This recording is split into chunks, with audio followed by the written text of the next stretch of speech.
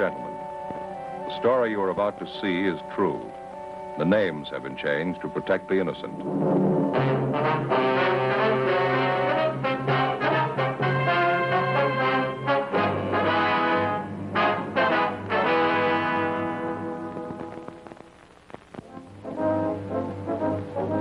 It was Wednesday, February 6th. We were working the day watch out of Homicide Division.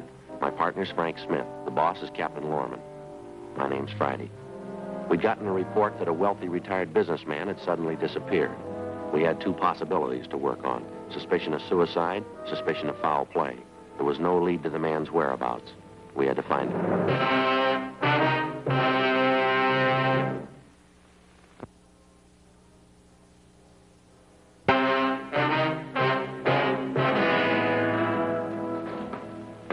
Hi. Oh, hi, Joe. Well, there's nothing down there on him at all. She show up yet? Yeah, she's in the captain's office. Did you talk to her? No, I don't know if she's going to be much help, though.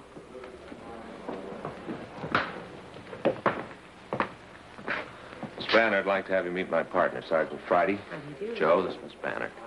I'm sorry I wasn't in when you stopped by. Got your card and called in as soon as I came home. Well, thank you for coming in, Miss Banner. We have a few questions we'd like to ask you. It won't take very long. We have a communication from a Gladys Dillon back in New York, Miss Banner. It's about her brother, Chester Dillon. We understand you rented his home from him out on Ralston Avenue. Mr. Dillon? Why, yes, I've got a 2-year lease on his house. Rented it from him last November. Well, according to the letter we got from Mr. Dillon's sister, she's worried about him, hasn't heard from him in some time. Have you any idea where we could contact him? Well, the last I heard, he left on a trip to New York. It was about 8 weeks ago, I'd say.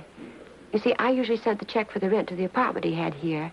When he left on his trip, he told me to hold on to the rent checks and he'd collect them when he got back. How long did you say he'd be gone? I don't remember definitely. I think he said 4 or 5 months. He didn't leave any forwarding address, any place you could contact him back in the East? No, he didn't.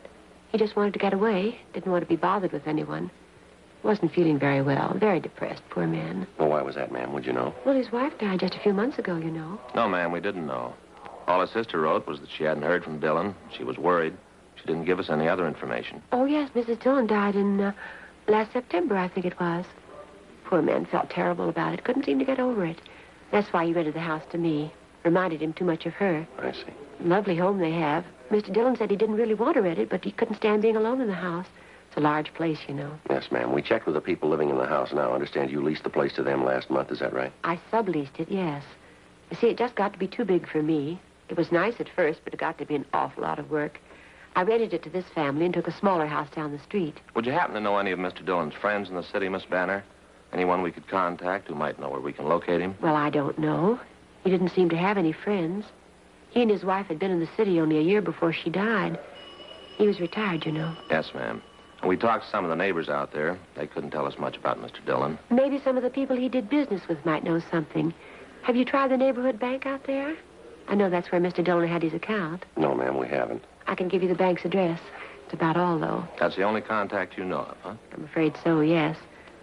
I didn't know much about Mr. Dillon's private affairs. Whenever I talked to him, it seemed the only thing he had on his mind was his wife's death. Just couldn't seem to get over it. Seemed like he didn't want to get over it. You mentioned that when you leased his home, Mr. Dillon took an apartment. Do you happen to have that address, Miss Banner? I don't have it with me now, but I have it at home. I can call in and give it to you if you like. If you would, please. Certainly. Well, thank you very much, Miss Banner. You have our card. When you hear anything from Mr. Dillon, we'd appreciate it if you'd call us. Surely, I'll call you right away.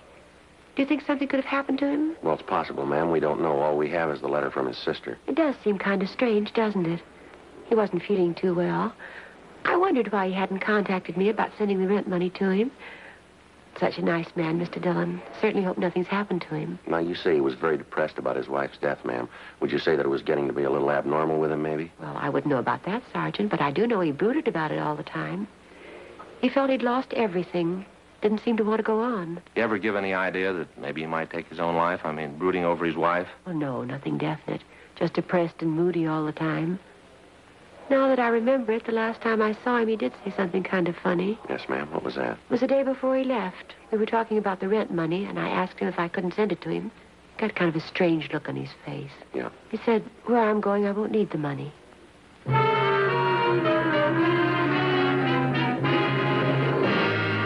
The day before we called on Lucille Banner for an interview, a letter had been received from a Miss Gladys Dillon in Elmira, New York. Her request was routine. It was one of thousands of similar letters received every year by police departments all over the country. Each one of them has to be worked out to the satisfaction of all parties concerned. The person who's reported missing and the person who's looking for them. It's an enormous job requiring thousands of man-hours annually. Like the dozens of other investigations handled by the police officer, some of them end happily, some of them in tragedy.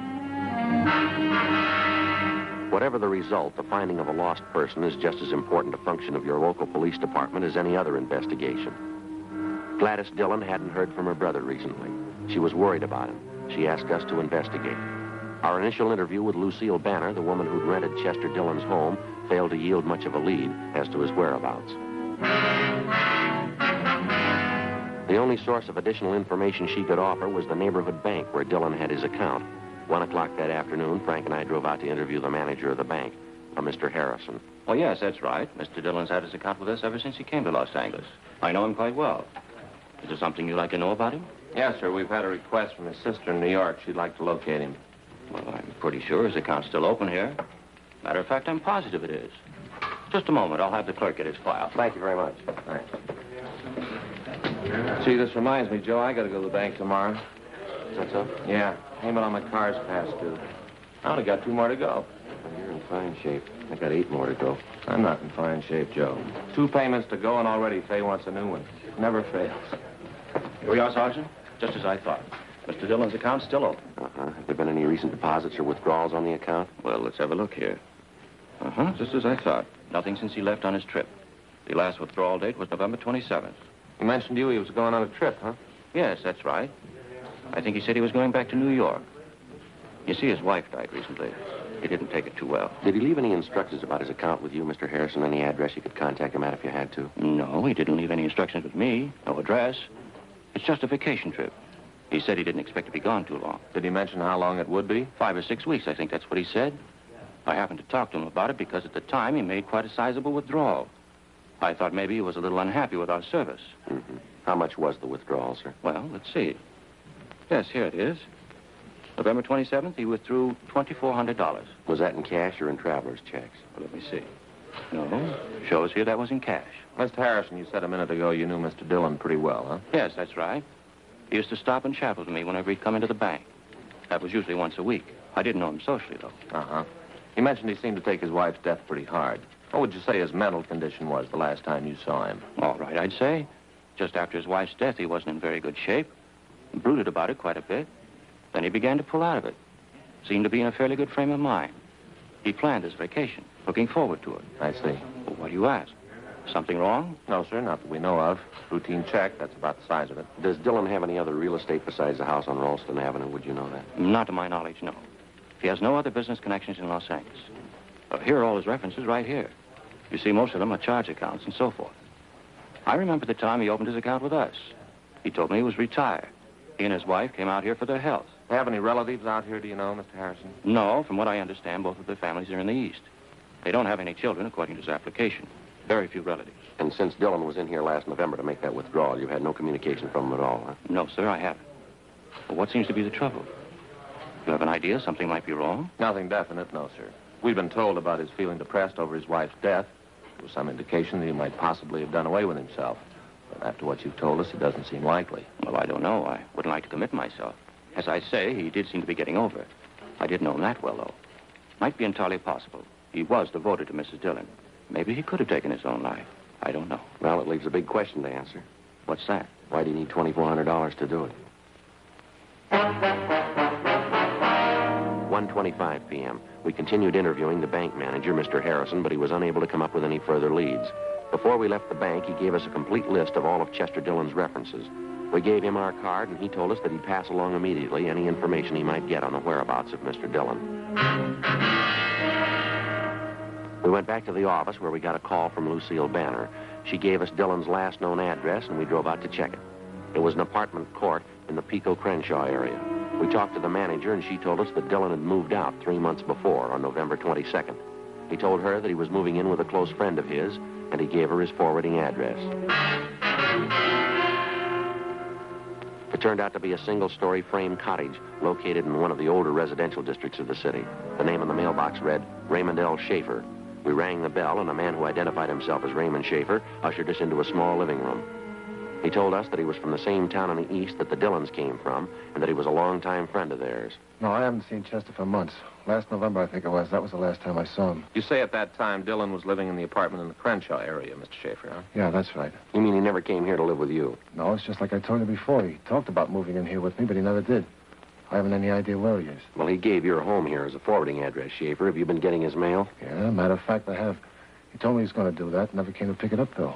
Seemed funny to me. You're still getting his mail here, is that right? Yeah, it's still coming. Not much of it. Maybe a letter a week. Mostly bills and advertisements. Well, now, that list of names you've given us, sir, those are all the people in the east that Mr. Dillon was acquainted with, people that he might contact back there on this trip? Yeah, that's all of them. As far as I know, he hasn't been back there yet, though. Well, how do you know that? I got a letter from my sister Gert a couple of days ago.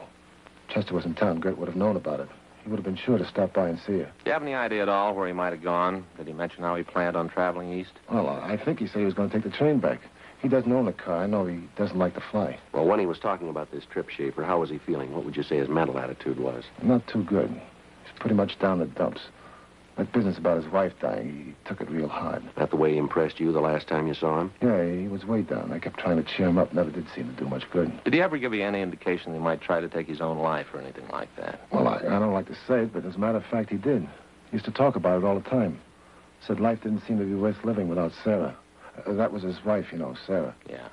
Would you have any idea at all what Mr. Dillon did with his clothes and things after he moved out of the apartment? Anybody he might have left him with? No, he really didn't have much, to tell you the truth. After his wife died, he sold most of his stuff. Just had his clothes and a few personal things. Haven't any idea what he did with those. I wish I could help you. To tell you the truth, I'm getting a little worried about him myself. There's just one more question, Schaefer. You know if Dillon was in the habit of carrying large sums of money around with him? No, I don't think so. Chester was pretty cautious that way.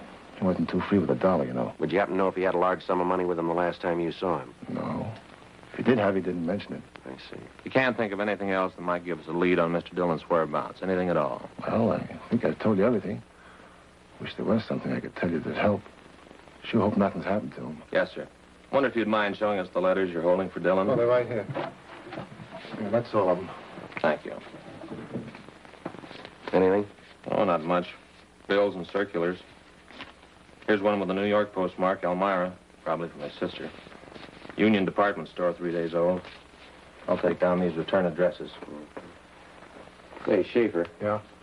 This suitcase here, the initials on it, CLD. Yeah? Well, CLD, is that your bag, Schaefer? Oh, I forgot to tell you. Chester left that here one day. How was that? Well, that was one day just before he was going to leave on his vacation. He brought it over here and said he'd like to leave it here with me. Forgot to mention it to you. Mm-hmm. Did he bring anything else with him? Yeah, he brought another suitcase with him, just like this one. I got it in the other room. He said he wanted to leave him here while he was on his vacation. Sorry, I forgot to mention it. Or maybe you forgot something else, Schaefer. What? Most people take their suitcases with them on a trip, don't they?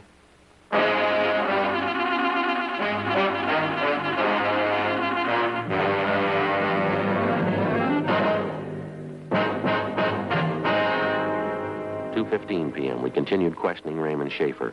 We opened the suitcase labeled with the initials of Chester Dillon and found an assortment of personal items which Schaefer told us belonged to Dillon and his late wife. Cigarette boxes, books, similar articles which apparently would not be taken on a vacation trip. We came up with a small photo of Mrs. Dillon along with exemplars of her handwriting as well as her husband's, which we found in the suitcase. After we left Schaefer's home, we checked him through R&I and found that he had no criminal record. We checked further with friends and acquaintances of both men and found nothing to indicate that Schaefer was in any way involved in the disappearance of Chester Dillon. 3:30 p.m. We called the office and found that there'd been no answers so far to the broadcast and the missing persons bulletin we'd gotten out on Dillon. We started checking the references given us by the bank. First was the Union Department Store. It was located on Main Street in the south end of town. We checked with the credit department to see what information we could get from them. Yes, here's the account on the Dillons right here. Chester L. and Sarah J. on Ralston Avenue. Yes, ma'am, that's it.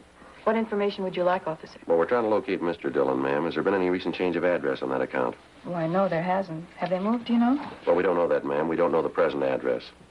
We do have an outstanding bill of theirs, I noticed. Sent them several form letters. We've been trying to contact them ourselves. Are there any recent charges in that account, ma'am? Let's see. No, nothing too recent. The last charge was made on December the 5th. Thursday, December 5th. That's 2 weeks after he disappeared, Joe. Yeah. What does that account show there? What did Mr. Dillon buy? Well, Mr. Dillon didn't buy anything. Ma'am? The slip was signed by Mrs. Dillon.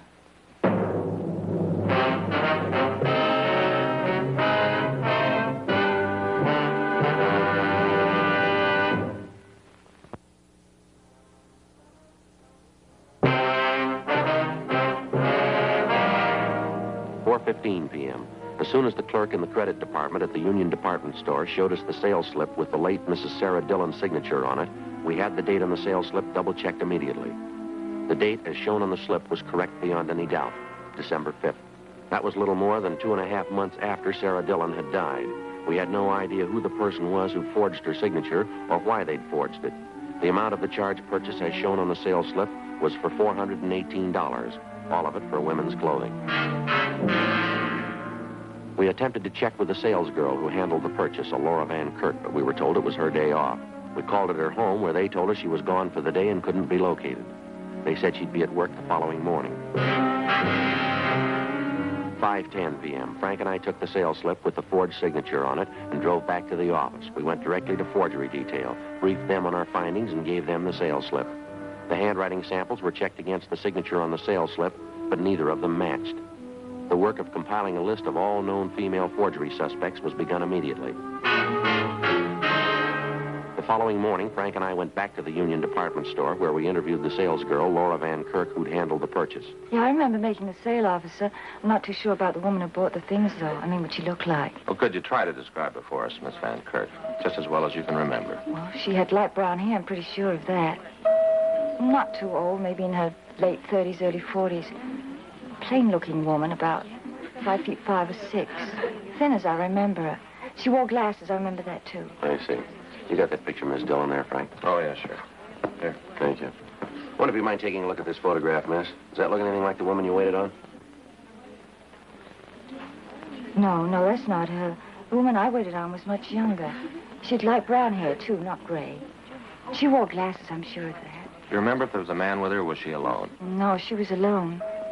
Now that I remember, there was something very different about the glasses she wore. I don't know if that's important or not. What about her glasses, miss? Well, they were horn-rimmed, as I remember, very light color. Transparent green, I think. Very smart-looking. Well, let's see if I have this right. Light brown hair, slight build, late 30s or early 40s. Wore horn-rimmed, transparent green glasses, huh? That's right. Check me if I'm wrong, Joe. That description sound familiar? Yeah, just what I was thinking. Horn-rimmed glasses. Woman who came to see us at the office, huh? You got it. Lucille Banner.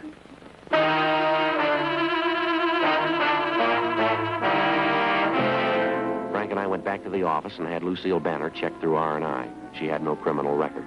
Then we drove to the home on Ralston Avenue, which Chester Dillon had leased to Lucille Banner, and which she, in turn, had sublet. We obtained a copy of the lease, which the Banner woman had with the current tenants, and which bore her signature.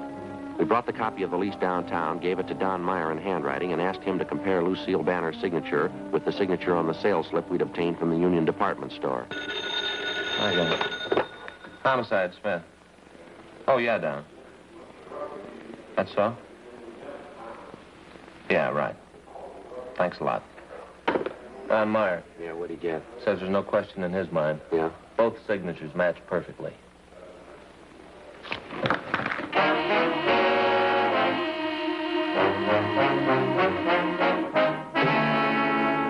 What the reason was behind Lucille Banner's forging the signature of Mrs. Dillon on the sales slip, we didn't know.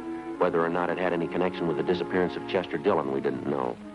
As soon as we got the handwriting report from Don Meyer, Frank and I left the office immediately and drove to the bungalow which the Banner woman was renting on Ralston Avenue. It was a block down the street from the Dillon house. Lucille Banner wasn't at home, but a gardener in back of her house told us that she was expected back shortly.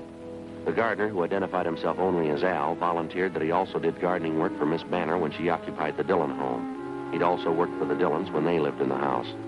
He told us that he liked the Dillons quite a bit, but that he didn't have much use for Miss Banner. He seemed to be up on all the news in the neighborhood. Can you tell us anything about Mr. Dillon, Miss Banner, Al? How'd they seem to get along, do you know? Well, you get along all right, I guess. When I worked for Mr. Dillon down the street, Miss Banner was always asking him down here. He'd be here, maybe once, 2 times a week. Miss Banner would ask him to come over, cook dinner for him. Uh-huh. Miss Banner likes him, I think. Mr. Dillon, well, I don't know about him. He wasn't feeling so good. Still thinking about his wife. You mentioned you don't like Miss Banner very much, Al. Why is that? She ever give you a reason not to like her? Well, she's a little crazy, I think. She's a funny woman. Used to watch me all the time, follow me around, tell me to do all kind of crazy jobs. Of course, she give me good pay, so I do them. How do you mean, Al? What kind of crazy jobs? Well, like the compost box for the fertilizer, you know? She wanted me to build one for her in the backyard. Well, you can see it. It's right back there in the greenhouse. Uh-huh. She's a crazy woman. She wanted me to build a compost box in the greenhouse. Had a special place marked for it. Oh, who ever heard of a thing like that? To build a compost box in a greenhouse? It's crazy. You built it for her, did you? Well, yes, but not inside the greenhouse. I built it outside the greenhouse, right next to the greenhouse. But when she came out and saw it, she went crazy almost. Called me names, real crazy. She made me tear it up, and she made me build it inside the greenhouse, right on the place she had marked for it. That's funny, then. Yeah. When did all this happen, Al? Would you remember when you built that compost box, I mean? Oh, about 2 months ago. Yeah, about that. Yeah, I remember it was just after Mr. Dillon went away. I tried to tell Miss Banner, who ever heard of a compost box in a greenhouse? But she wouldn't listen. She had to have it built on a certain place, right in the greenhouse. A little piece of ground in there. The box had to go right on top of it. Mm-hmm. You figured she acted a little strange about it, do you? You'd think she had something there, a little piece of ground. You'd think she had something to hide.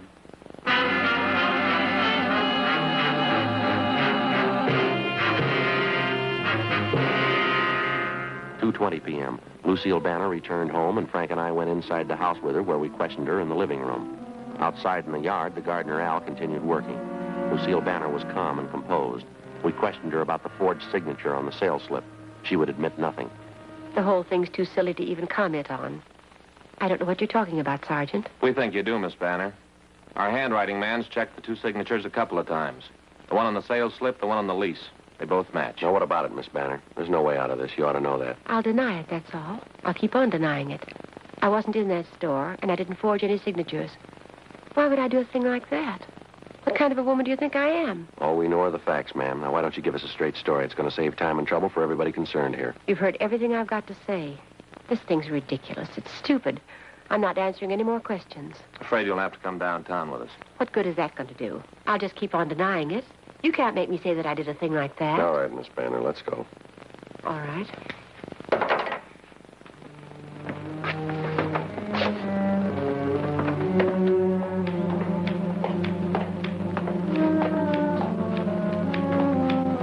Al. Yeah? See you a minute. Sure. Oh, hello, Miss Banner. Al, what's this all about? What you trying to do? Just a couple things we want to check here in your backyard, Miss Banner. It won't take us very long. You have no right to be here. I'll call my lawyer. Call him as soon as I get to a phone. Yes, ma'am. What are you trying to prove? You have no right to be here, no right at all. Yes, we have, ma'am. What? Did you kill Chester Dillon? Did you kill him? All right, Al, you got a shovel? Yeah? Compost box in the greenhouse. You want to start digging? All right.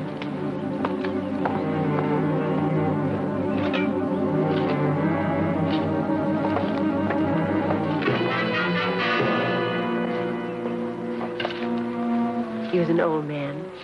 So old. And he was sick. Ma'am? He didn't want to live anymore. He didn't have any reason for living. Why shouldn't he give me the house? Why shouldn't I have his money? I was nice to him. Cooked for him. Wanted to take care of him. He just didn't want to live anymore, that's all. All right, Al. You can stop digging. You want to tell us, ma'am? He needed a woman. Anyone could tell that. He needed me. We got along fine, Chester and I. I offered to marry him, and he wouldn't do it. All he could do was think about his wife. She was dead. He'd sit around and talk about her all the time. You killed him? Is that what you're trying to say? I wanted to marry Chester, take care of him. He wouldn't do it. We had an argument in the kitchen one night. I had a gun. I killed him. I killed him. Is that where you buried him, in the greenhouse here? Yes, I buried him deep. The gun, too. He'll be all right. Poor Chester. Yeah. He was so old. He needed a woman. Anyone will tell you that. He needed me. I guess you made a mistake there, didn't you? No, Sergeant, he did. Yeah. He didn't want me.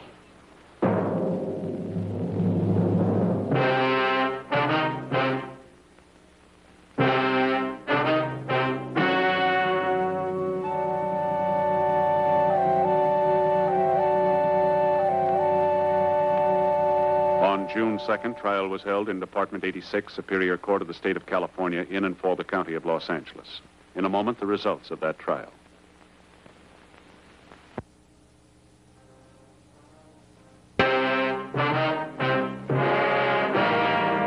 The suspect was tried and convicted of murder in the first degree.